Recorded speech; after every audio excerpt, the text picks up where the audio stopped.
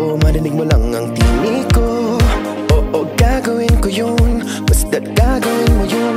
Magandang bagay alang-alang sa sarili mo.